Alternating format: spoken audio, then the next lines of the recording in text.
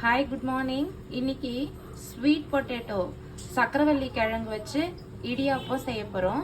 நான் வந்து சக்கரவள்ளி கிழங்கு வந்து இப்படி பாயில் பண்ணி எடுத்து வச்சுருக்கேன். ஒரு கிழங்கு, பெரிய கிழங்கு.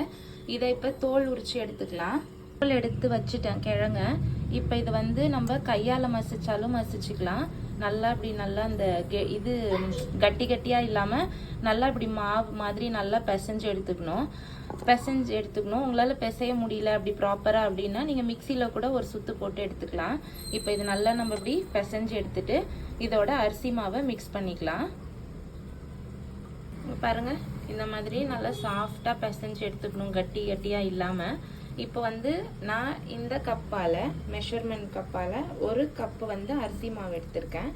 இப்போ இதை நம்ம வந்து சப்பாத்தி மாவு பிசைவோம் இல்லையா, அதை விட இன்னும் கொஞ்சம் லூஸாக சாஃப்டாக பிசைஞ்சிக்கணும்.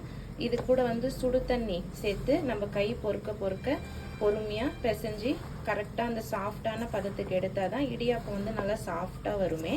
நான் இப்போ இதில் சுடு தண்ணி வந்து சேர்த்து என் கை சூடு பொறுக்க இதை வந்து பிசைஞ்சு எடுத்துட்டு போகிறேன். கொஞ்சம் கொஞ்சமாக, நிறைய சுடு தண்ணி சேர்த்திங்கன்னா உங்களால் பிசையறதுக்கு கொஞ்சம் கஷ்டமாயிடும். கொஞ்சம் கொஞ்சமாக சேர்த்து பிசைய ஆரம்பிச்சிக்கணும்.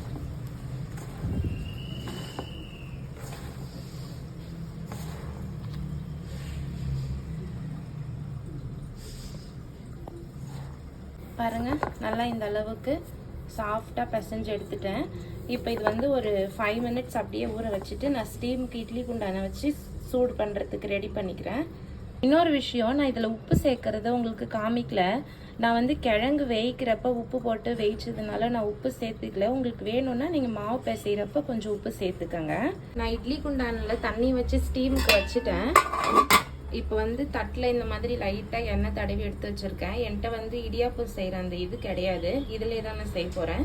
இந்த மாதிரி நம்ம 4 பிளேட்லேயும் சுற்றி எடுத்துக்கலாம். ஸ்டீமுக்கு நான் ஸ்டீமுக்கு வச்சுருக்கேன். 10 நிமிஷம் மீடியமான சிம்மில் வச்சுட்டு நம்ம இதை எடுத்துக்கலாம்.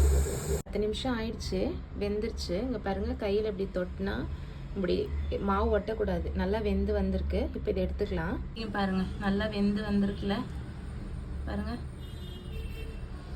இப்படி இருக்கணும், நல்லா சாஃப்டாக. இப்போ இதில் நான் தேங்காய் பால் தான் வச்சு சர்வ் பண்ண போகிறேன்.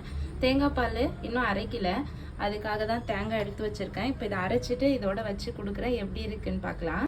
இந்த மாதிரி அரைச்சி எடுத்துட்டேன். இப்போ நம்ம வந்து இதில் கொஞ்சம் தண்ணி சேர்த்து ஃபில்டர் பண்ணி எடுத்துக்கலாம். தேங்காய் பாலை ஃபில்டர் பண்ணி எடுத்தாச்சுன்னு பாருங்கள். இது வந்து உடம்புக்கு ரொம்ப நல்லது. அதுவும் ஸ்வீட் பொட்டேட்டோ சேர்த்து இடியாப்பம் செஞ்சு கொடுத்தீங்கன்னா குழந்தைங்களுக்கு ரொம்ப நல்லது. எந்த குழந்தைங்களாம் ஸ்வீட் பொட்டேட்டோ, அதாவது சக்கரவள்ளி கிழங்கு சாப்பிடாம இருக்காங்களோ அவங்களுக்கெல்லாம் நீங்கள் இந்த மாதிரி செஞ்சு கொடுங்க. அதுக்கப்புறம் நான் இப்போ இதில் வந்து சர்க்கரை சேர்த்துக்க போகிறேன். நீங்கள் நாட்டு சர்க்கரை வேணாலும் சேர்த்துக்கலாம். ஏன்னா என் பையன் ஒயிட் கலரில் இருந்தால் தான் சாப்பிடுவான். அது ப்ரௌன் ஷேடாக கொடுத்தா அவனுக்கு பிடிக்காது. நான் வந்து ஒரு 4 ஸ்பூன் சர்க்கரை சேர்த்துக்கிறேன். சேர்த்துட்டு இது நல்லா கிளறி விட்டுட்டு நம்ம இப்போ செஞ்சு வச்சுருக்க இடியாப்பத்தை கூட வச்சு சர்வ் பண்ணலாம். இங்கே பாருங்கள், நல்லா சூப்பராக சாஃப்டாக வந்திருக்கு. இதோட இப்போ தேங்காய் பால் வச்சு சாப்பிட்டுக்கலாம். யாருக்கெல்லாம் பிடிச்சிருக்கோ லைக் பண்ணுங்கள், சப்ஸ்கிரைப் பண்ணுங்கள், கமெண்ட் பண்ணுங்கள். உங்களுக்கும் நீங்கள் டிஃப்ரெண்ட்டாக பண்ணுவீங்க, செஞ்சு பார்த்துட்டு கமெண்ட்டில் சொல்லுங்கள். நல்லாயிருக்கும் டேஸ்ட்டு. இங்கே பாருங்கள், இவ்வளோதான் நான் சாப்பிட போகிறேன். நீங்களும் வீட்டில் செஞ்சு பார்த்துட்டு எனக்கு சொல்லுங்கள். பாய் பாய். நெக்ஸ்ட் ஒரு ரெசிபியில் பார்க்கலாம். Wow, super.